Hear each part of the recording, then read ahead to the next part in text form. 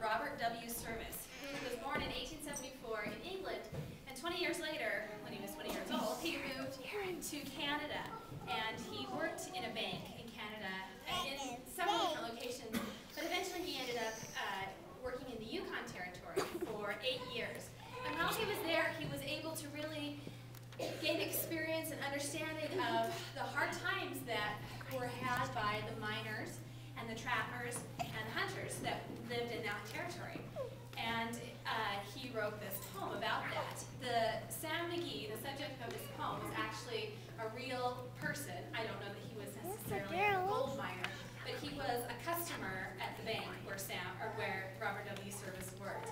And the derelict ship that's mentioned in the poem, the Alice May, was actually also based on a real ship, a derelict ship called the Olive May, that was stuck in Lake Laberge. And so Robert W. Service kind of took that and twisted it around a little bit to fit his poem and to make things rhyme. So this is the Cremation of Sam McGee. There are strange things done in the midnight sun by the men who moil for gold. The Arctic trails have their secret tales that would make your blood run cold. The Northern Lights have seen queer sights, but the queerest they ever did see was that night on the marge of Lake Laberge. I cremated Sam McGee. Now, Sam McGee was from Tennessee, where the cotton blooms and blows. Why he left his home in the South to come roam around the pole, heaven only knows. He was always cold. The land of gold seemed to hold him like a spell. Oh, he'd often say in his homely way that he'd sooner live in hell. On a Christmas day, we were mushing our way over the Dawson Trail. Talk of your cold. With a purpose full, it stabbed like a driven nail. If our eyes we'd close, and our lashes froze till sometimes we couldn't see. It wasn't much fun. But the only one to whimper was Sam McGee. That very night, as we lay packed tight in our robes beneath the snow, the dogs were fed, the stars overhead were dancing heel and toe, he turned to me. "Cap," says he, "I'll cash in this trip, I guess. And if I do, I'm asking that you won't refuse my last request." Well, he seemed so low, I couldn't say no. And he said with a sort of a moan, "It's cursed cold and it's got right hold till I'm chilled clear through to the bone. It can't be dead. It's my awful dread of an icy grave that pains.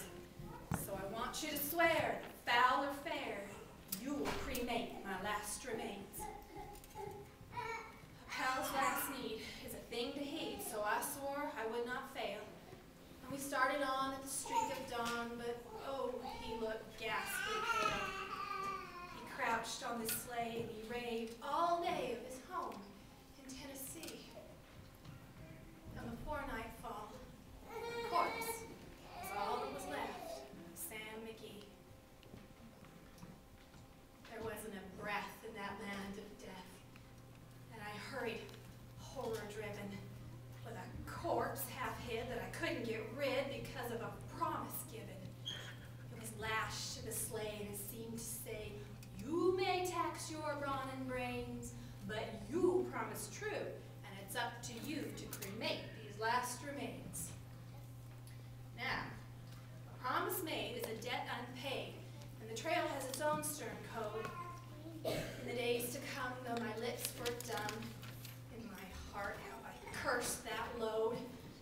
In the long, long night, by the lone firelight, while the huskies, round in a ring, howled out their woes to the homeless snows.